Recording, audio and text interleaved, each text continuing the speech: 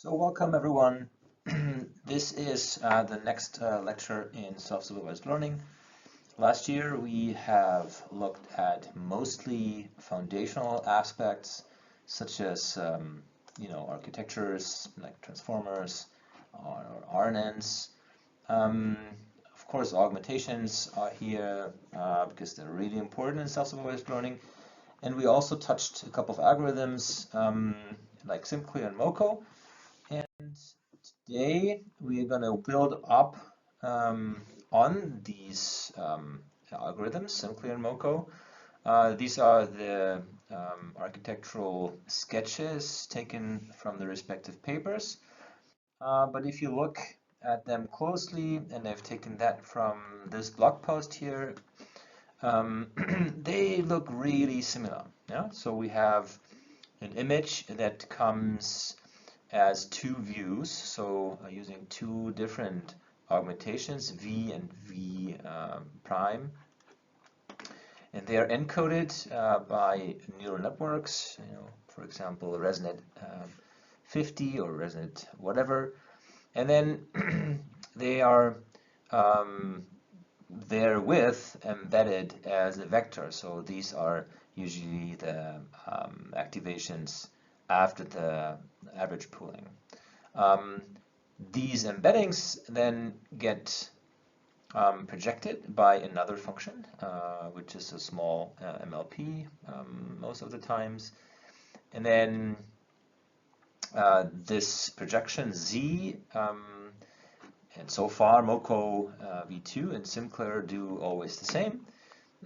These projections then are compared with one another, but SimClear uses batches that are really huge, so many thousand or so samples, and MoCo uses a memory bank, which basically is the embedded Z's, right? So the embedded images Z in a long sequence, thereby having access to many negative samples.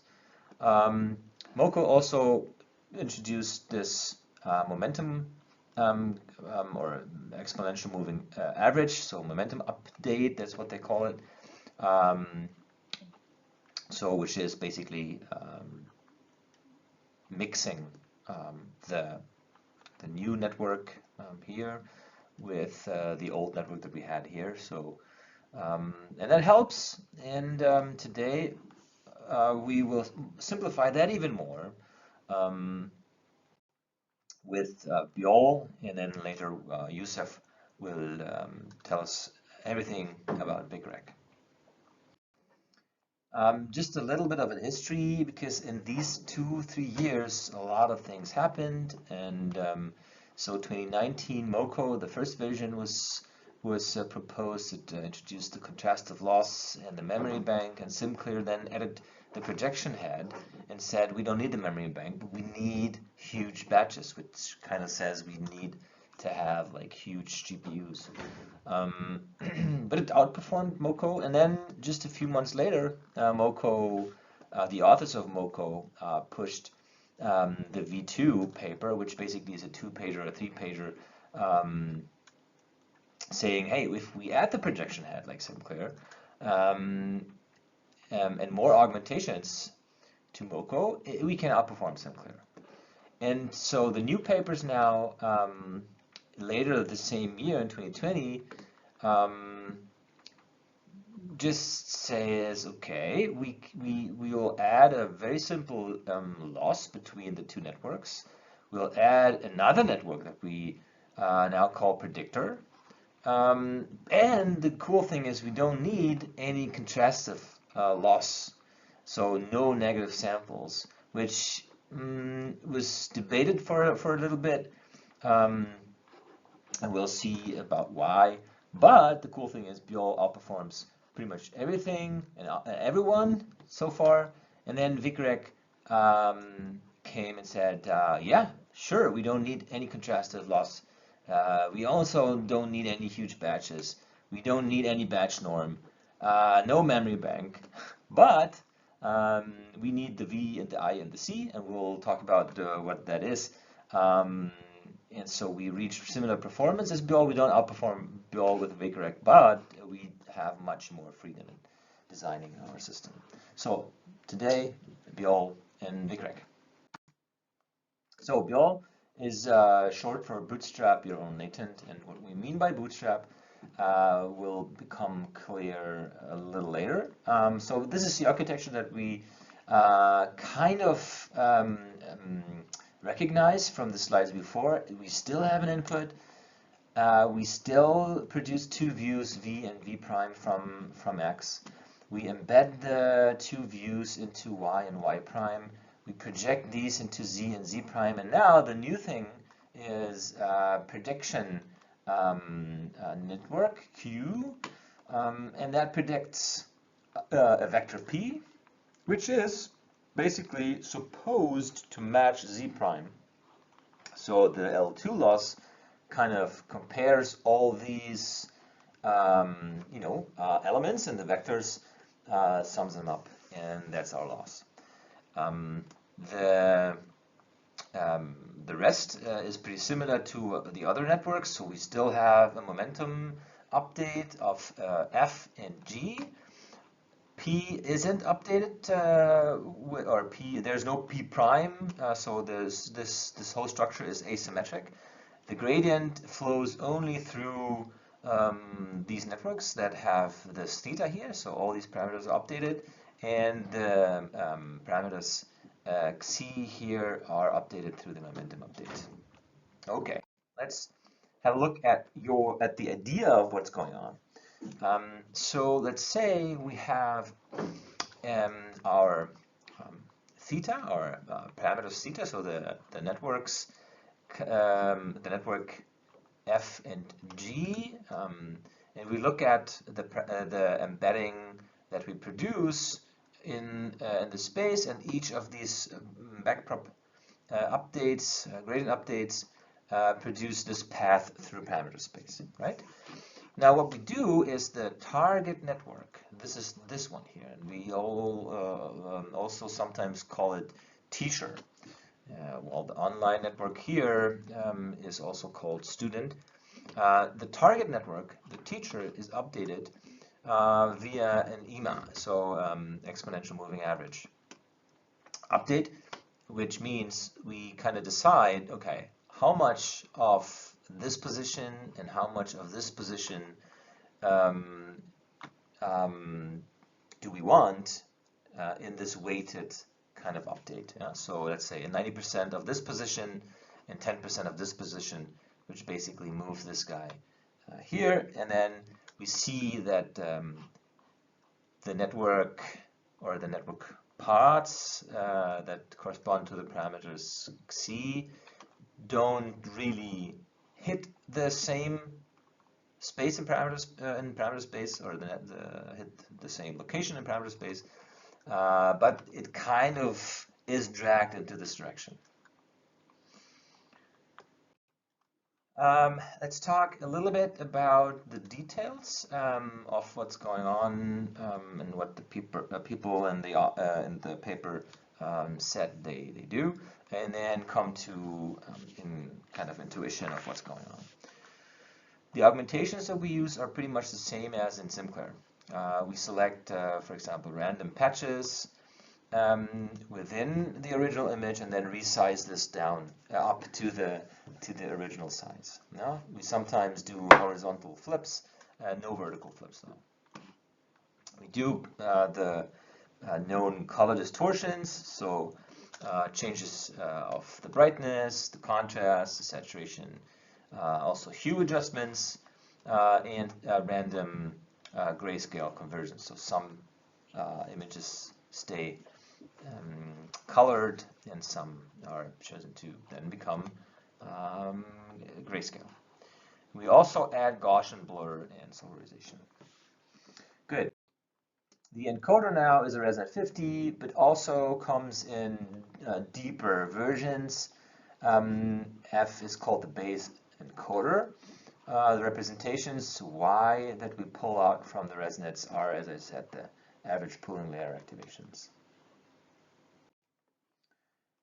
The dimensions here are 2048 dimensional. So these vectors basically are the average pooling activations. Then they do come also with width factors, so you can have wider resnets, which means your embeddings are also twice or up to 4 times as big as these 2048 dimensions. And the authors also do test these wider architectures, just so you know that what these 1x through 4x actually means.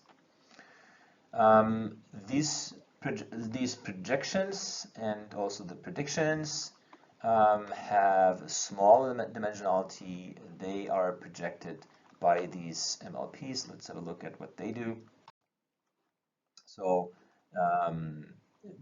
these MLPs have always the same structure, although the dimensionality is dependent on whether they receive the input from the encoder. This input would be 2048 dimensional, and if this predictor here receives the Z, then it's already 256. So yeah, this is a little bit of a confusing slide here. This should be 256 for this guy here. But the common structure is we do have like a blow up of dimensionality into 4096, and then it's diverging back to 256. Yeah. Interestingly, unlike in SimClear, we do not have any batch normalization after the last linear layer. The loss now here is the L2 loss, as I mentioned, between the prediction, the vector P, and the projection Z prime. But we do this twice. So we have two loss parts. One is computed by running V through the online network and V prime through the target network, and the other we just switch it. Right? So V prime is passed up here, and V is passed through the target network. So our loss is basically comparing vectors that are normalized, so unit length here, which basically can be rewritten as a dot product. And so a question may be why they're using dot products and not differences. I have an idea, and I think in the lecture somebody knew that. Maybe a good question for the final. So how do we update the parameters of the online network and the target network? As I said, the online branch is updated via graded updates. The target branch is updated via momentum updates. The momentum update needs a parameter that we call tau, which is basically the mixing coefficient. So let's say 90% xi and 1 minus 90, so 10% of theta. And the authors say, I think, between 90 and 96%. The performance is really good. If you go out of this interval, I think we see degrading performances. Yeah, so theta, as I said, is updated via backprop. They use Lars, so which is an optimizer, and a cosine decay learning rate scheduler, which basically defines how to decrease the learning rate over time. Let's talk about an intuition of what's going on here with BYOL. The way I try to, or I like to think about this is you have a teacher and a student. So the teacher is the target network. The teacher kind of tells the student, hey, look, this is the representation that I need you to find, right? So the target, the teacher, represents what has to be learned, and the student now tries to match the teacher. And something that happens also in the real world sometimes is that the teacher copies the solution of the student, but not entirely, only a little bit. Yeah, so he can't copy it entirely. It needs to be only a small portion. So the teacher needs to move in some of the direction that the student kind of takes. So one mental step that we need to take here to understand what is going on is by looking at this. So we can train the student using a teacher that is random, so it doesn't actually have any features learned yet. We kind of randomly sample the weights and biases. And it's also not updated via the exponential moving average. So this teacher is basically a really bad teacher.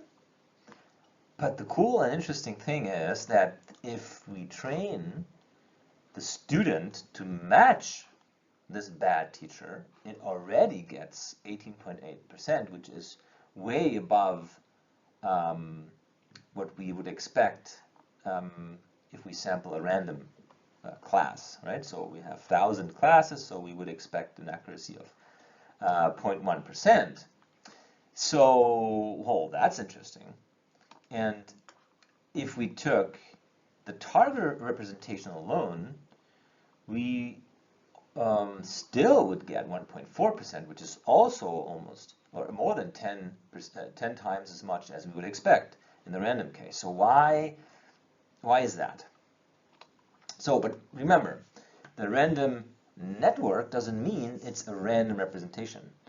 The network kind of has this inductive bias, right? It's a convnet, so it kind of looks in local areas in the image and extracts features. Those are random features, right? But still, I think what we learn here is that the representation that comes out kind of has information about the object on the image. So even if we took this representation and learned the linear classifier on top of that, the simple model, the linear classifier, is able to extract class information way above chance, and yeah, so the predictor, remember, still sees both views. So the predictor kind of has to learn. This is the same object, the same representation, irrespective of what view there is, right? So irrespective of the color, irrespective of what crop we took, irrespective of brightness and contrast and all these things. So it kind of tries to ignore the augmentations, and it can because the embedding network, the target here, is already extracting some information from the image.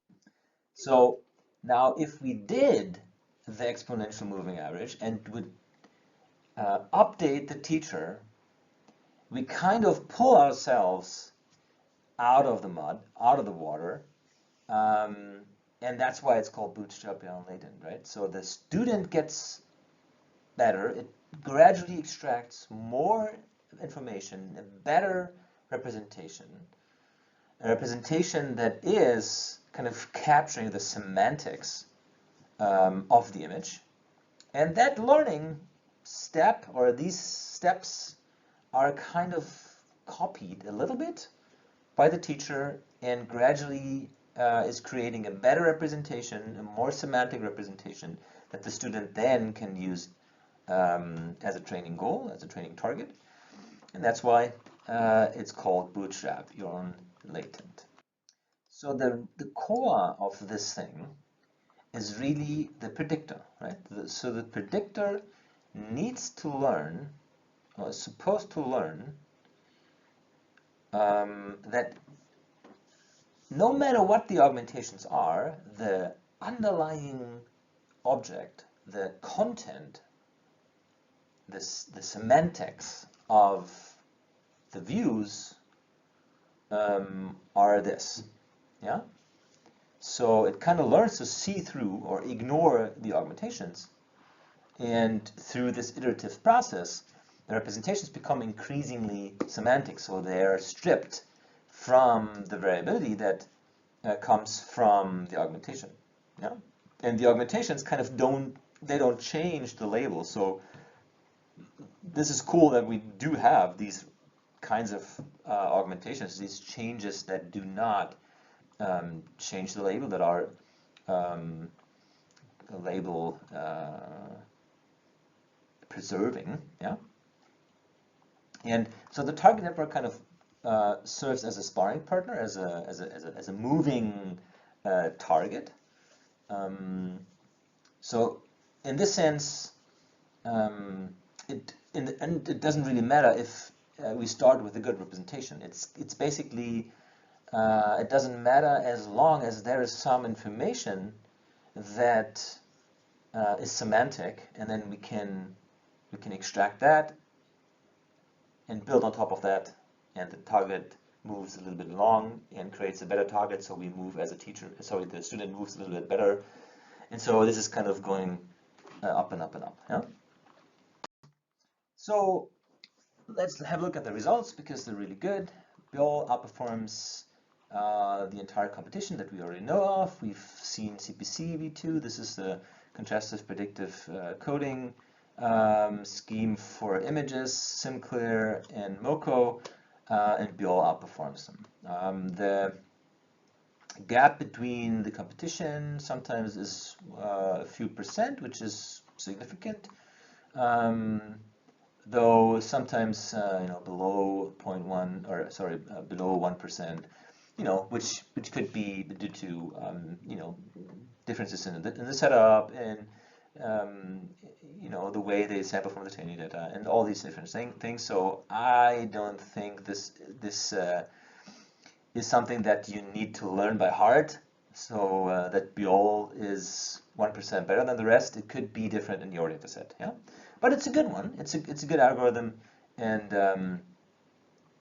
it is also really able to get really good with a few labels, right? So comparing a supervised baseline, which is this blue line here, how does our accuracy on ImageNet improve if we use more and more training data?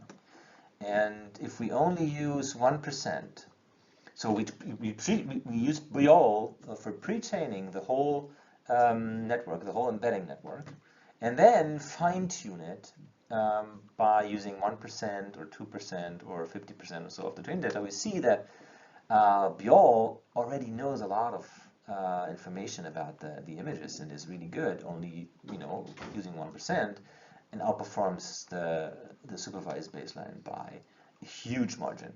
And obviously, if you take more and more data, which basically can tell the supervised baseline exactly what we want, then obviously the supervised baseline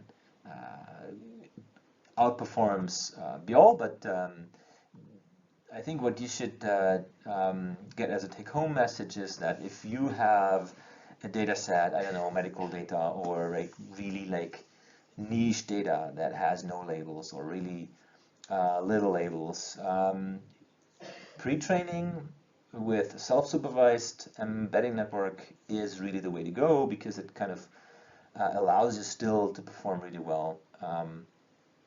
The networks don't have to learn everything from scratch. They kind of already have a semantic understanding of the images. Also, if you had pre-trained your BYOL network or whatever on ImageNet, you can see really good performance on different challenges, on different tasks even. So classification, obviously, but then also segmentation and object detection is something that those networks, those embeddings really transfer well too. Also, what's really cool is that BYOL, especially in comparison to SimClear, is much less prone to changes of hyperparameters. So, namely, the batch size is something that we know SimClear is really sensitive about. So, if we reduce the batch size, we see a performance drop really late. So, your batches can be as small as 256. Without losing much of the performance, and also if we remove some of the augmentations, yeah, SimClear seems to be not happy about that, and BYOL is much more robust against that. One last thing to mention here, there was a blog post, and I think there was also a paper that says, hey, we tried to train BYOL with, or using the recipe that I just outlined, and it doesn't work. It kind of seems to collapse, and we'll learn about what collapses in the later slides with Yusuf. And they found out that this is due to them forgetting to introduce batch norm into their into the different networks. And so when they added batch norm to the encoder or the projector G, that would enable learning. And the question really was why. And so the intuition here is, or the way they interpret this is that batch norm serves as a implicit contrastifier. So because the batch would always contain negatives just by chance, mostly negatives really, and normalizing each activation along this batch dimension means that we shift the activations and kind of integrate negative information as well, or negative sample information as well, which I kind of visualized here, right? So you have the samples, and this is the mean, let's say, and then everything is moved. So the mean is the center, mean is 0. So the network learns basically to embed a certain sample relative to these virtual average images. Now, it turns out there was another paper coming later that said we don't need batch norm, and they showed what to do and how to normalize the activations without accessing information from the negative samples. But this example kind of shows how brittle sometimes things are. So if you don't exactly have the code, if you don't exactly have hyperparameter settings, you may not be able to reproduce it, although the field really is mostly open, especially in this self-supervised learning field. There's a lot of research by people who are pushing open source, who are very open. Meta AI, for example, is very open about what they do. But still, sometimes you can't reproduce it because very simple information is either missing or is kind of lost in the transfer. But yeah, so the summary of BYOL is that we do have SimClear and MoCo as contrastive representation learners. BYOL now tries to do that without negative samples, and so therefore isn't considered a contrastive learning algorithm. BYOL introduced a predictor, which is basically taking the projected representation, predicts the Z prime, so the projection of the target network, tries to match these two, and this eventually leads to representations that are invariant against these augmentations, against changes that don't change the labels, even if we started with a randomized target or a teacher network.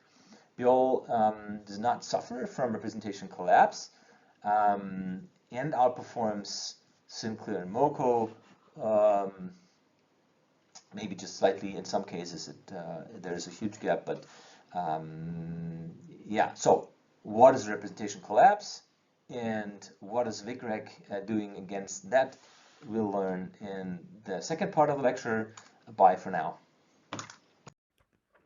Hey guys, so let's take another look at information collapse and try to zoom out to see what other approach could we maybe try to come up with.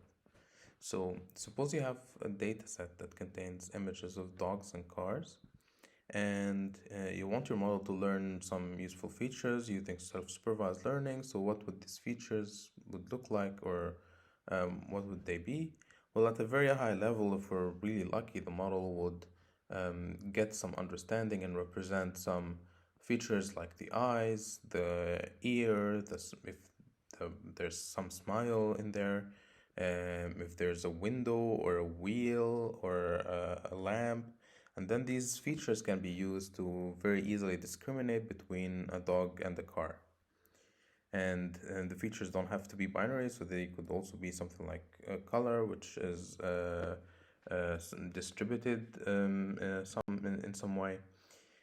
But if we remove the negative samples now, in the contrastive examples, what would happen? Well, the model would then decide to take a shortcut to ensure that it always has a low loss. The model would try to make all the representations look the same, since every time you show it two pictures, it is the same class or the same. So you show it two pictures of a dog, you show it two pictures of a cat, you show it two pictures of a car, and it's always two pictures of the same thing, or it is the same picture with some augmentations, with some views. So the model decides to be lazy and says, yeah, well, everything maybe looks the same, and the feature dimensions become constant. You no longer have a numerical representation, just have one fixed vector for everything. And we try to look at this information collapse and try to figure out, okay, what are the properties that we don't want in this information collapse. And if you look at one of the dimensions, one of the feature dimensions, for example, like nose, we'll find that, for example, the nose feature is activated for dogs and for cars, which doesn't make sense. Each feature should have some variability, even within like the same class. There should be some variability. Maybe you don't see the nose of the dog from its back, so it shouldn't be there. In some cases, for dogs, there are no cars with noses, so each feature should have some variability along the sample axes. And another property that emerges in this collapse is that, well, each feature should also be somewhat independent or uncorrelated to other features. Having an ear doesn't mean that you have a wheel, but if we look at these features, they are very tightly correlated. Any two features, because there are no changes in the vector representation, they are not really changing, so they are really highly correlated. And what happens is, even if you give like your model like two different pictures, everything to the model looks the same, and your model has learned nothing. In fact, it's probably now worse than a random network. So this is what the paper VICReg tries to solve. And VICReg also has a similar joint embedding architectures, this sort of two branches that we have seen before. And you have an image, you have two views, you feed it into some network and then some MLP, and then you compute the loss. And you notice here that, okay, there are some stuff going on in the loss. There are like arrows going up and down, and we'll see in a minute what they mean. So for the augmentations, we have very similar augmentations to BYOL, random crops, horizontal flipping, and color distortions, just to make sure that we have some variability in our data. And then we have some architecture like a ConvNet, and the paper mainly used ResNet 50, so it's similar to BYOL, but you would notice that in the upper branch we have f of theta, or f parameterized by theta, and in the lower branch we have f dash parameterized by theta dash. So what does this mean? Well, it means that it doesn't have to be the same function, or it doesn't have to be the same network architecture. And they don't need to share the same parameters. So one could have like parameters theta, one could have parameters theta dash, even if it is the same architecture. You can still use like the same architecture with shared parameters, but it doesn't have to be that way. And you could train two networks simultaneously, because this is the decoupling or the flexibility that VICReg offers. And we'll see in a minute why that is. And then you have some MLP in the paper. I think they called it the expander. And this is just a 3-layer MLP that takes from the 2056 dimensions of the ResNet 50 and expands it to 8096. And the author discussed that you don't need like a projector and a predictor. This will achieve the same purpose of trying to remove the information variability from the different augmentations, so aligning the two different views. Okay, so what goes now into the loss? Well, the loss is actually made of 3 parts.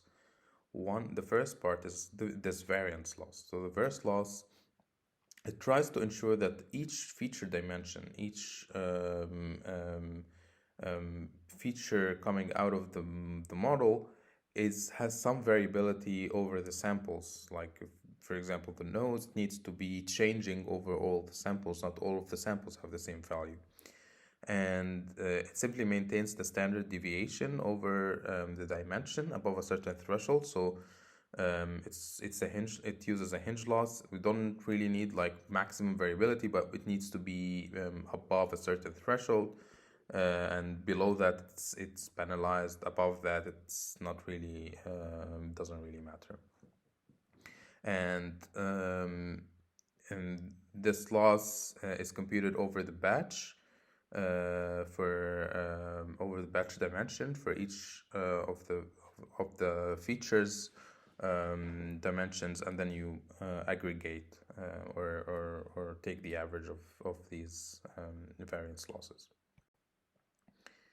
Next, you have the covariance loss. Well, we don't also want two features to be highly correlated or tightly coupled.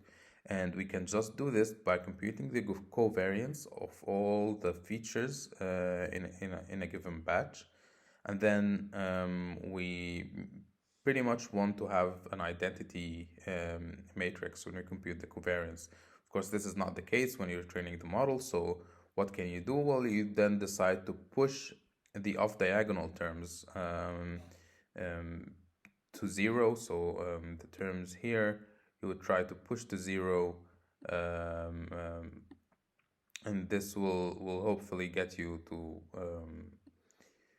have like the network that has very rich representations, and this regularizes the collapse by encouraging this decorrelation. And you just compute the covariance, and you take the summation over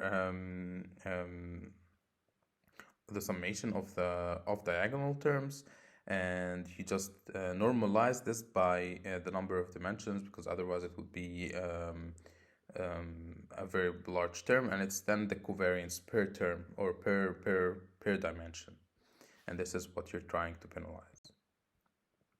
And finally, the invariance loss.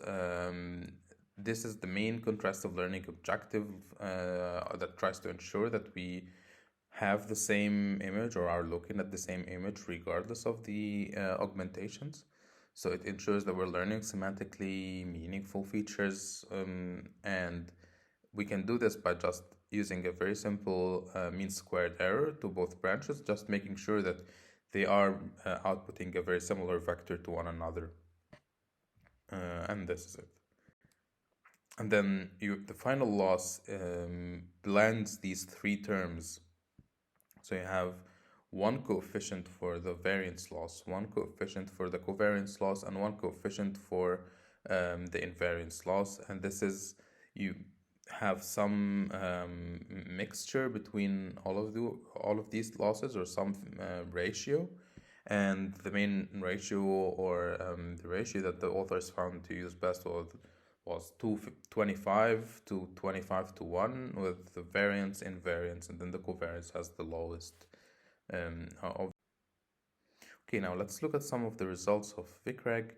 We'll find that VICReg achieves very good results compared to most of the methods. However, it is not really state of the art when it comes to performance. It's not the best method.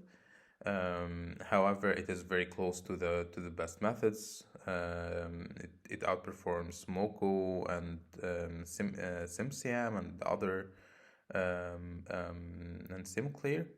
It is not better than BYOL, and BYOL is like has a very strong performance. However, its power comes from its flexibility, and it can achieve like really high performance while being very flexible and have this very transparent convergence that you're penalizing what you don't want, and it's just a lot easier than or a lot more guaranteed for convergence.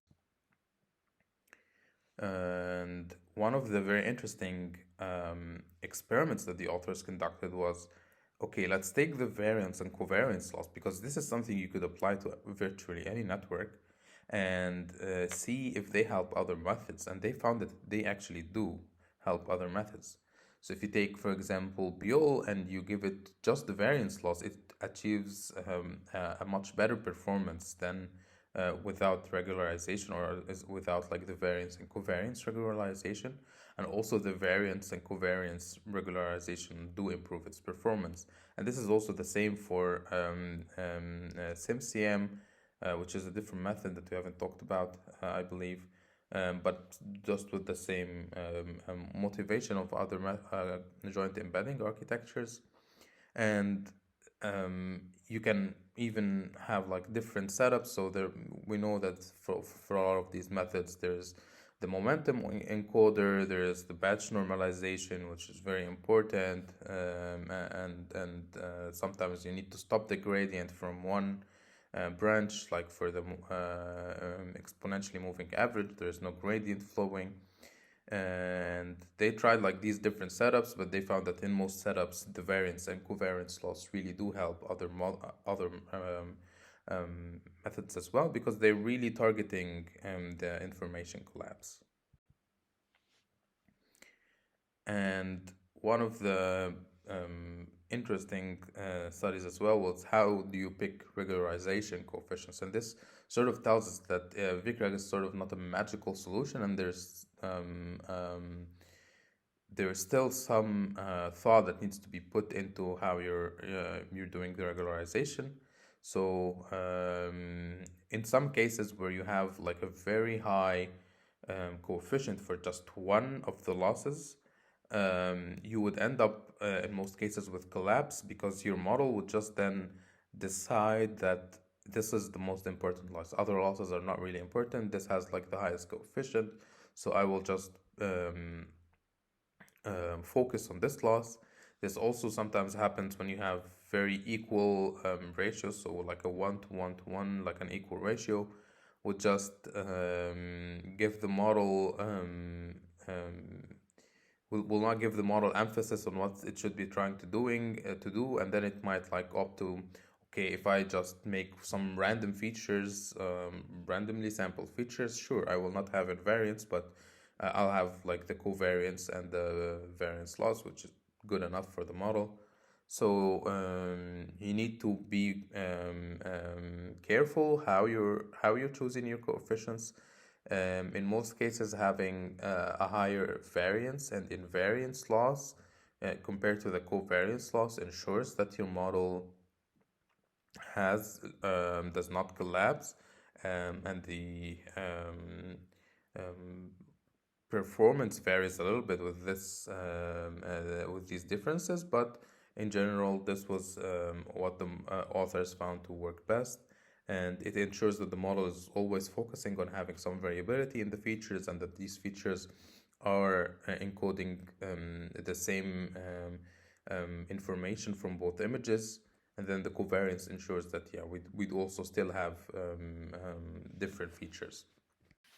So the strength of VICReg comes from that it does not require a lot of tricks to make it work. And it doesn't require having a momentum encoder. It doesn't have require like batch normalization.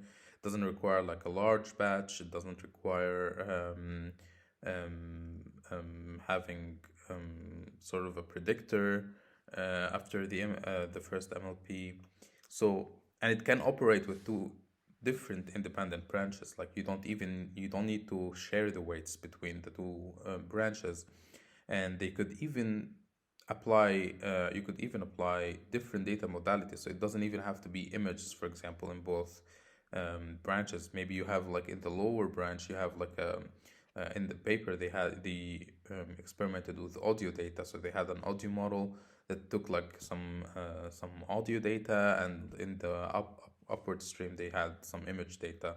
So it gives you the flexibility of contrasting two different data modalities that should contain some information overlap.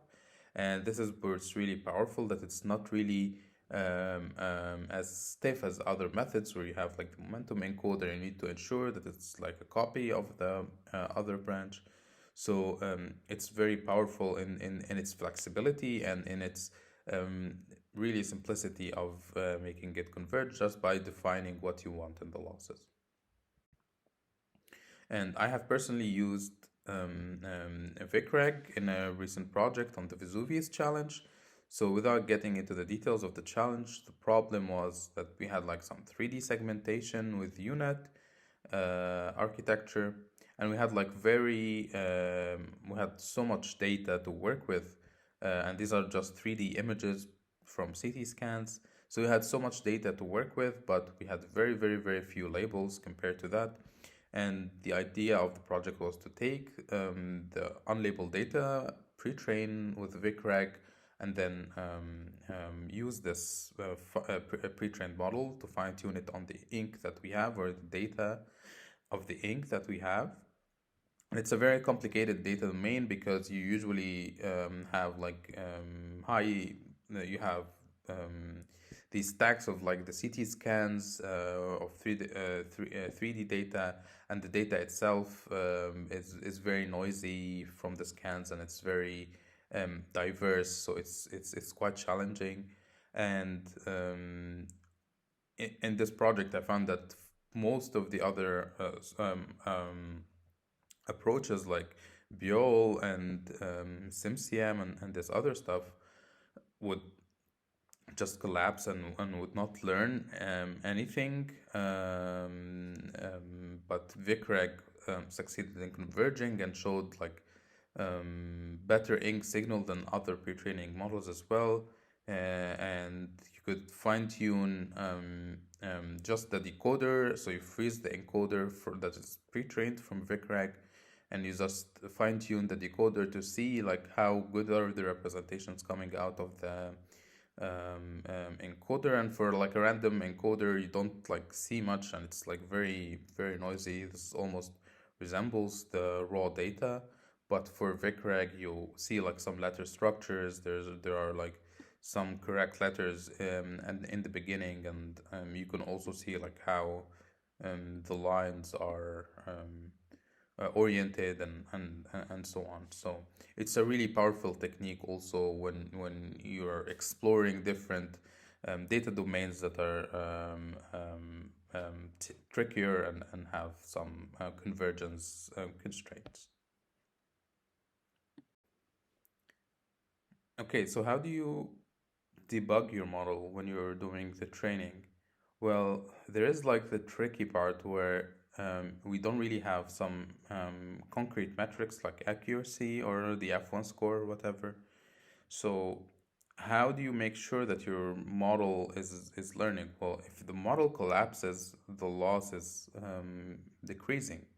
But if the model is learning, the loss is also decreasing. So if you're looking at the loss, it might not be enough to know if the model is actually learning or collapsing. There are sometimes some indications like how fast the loss goes down, and if it like looks maybe too good to be true. However, there are like certain things that you can do. So if you do have some labels, You can, during training, you can measure the canon accuracy, and this gives you some indication of how good the embeddings are, like what is the quality of information encoded in the embeddings.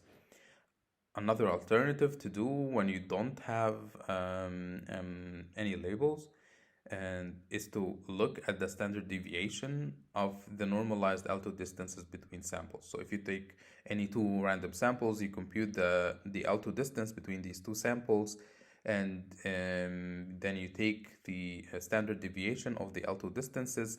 This will give you some indication on the sort of the neighborhoods that are forming from your embedding, sort of like a clustering objective, or everything is just very close to one another. So if you take two random points, they're like almost in the same place, or there is some variability in the distances between the embeddings because they are encoding different stuff. And typically this value should be somewhere around 1 over the square root of the number of dimensions. And if you feel that you after some epochs your model is getting there, then it is possibly in a good shape. If not, then you might need to go back and see why or assess that there is information collapse happening. But this is a nice indicator that you can keep track of during training. In summary, VICReg learns representations without negative samples, just like BYOL. We have in VICReg two independent branches, and we do not employ a predictor, just an expander. And VICReg regularizes the collapse explicitly by using this three-term loss: the variance loss, covariance loss, and invariance loss. And the variance and covariance losses are really nice in regularizing collapse, that they can also be applied to different self-supervised learning methods. And the choice of the learning coefficients might still affect generalization and learning. So you need to make sure that your coefficients are well defined and well set up to ensure that the model is focusing on the right parts of the loss. And this may be sort of a drawback of VICReg. Three-part losses are usually very tricky to get right and require some experimentation. Yeah.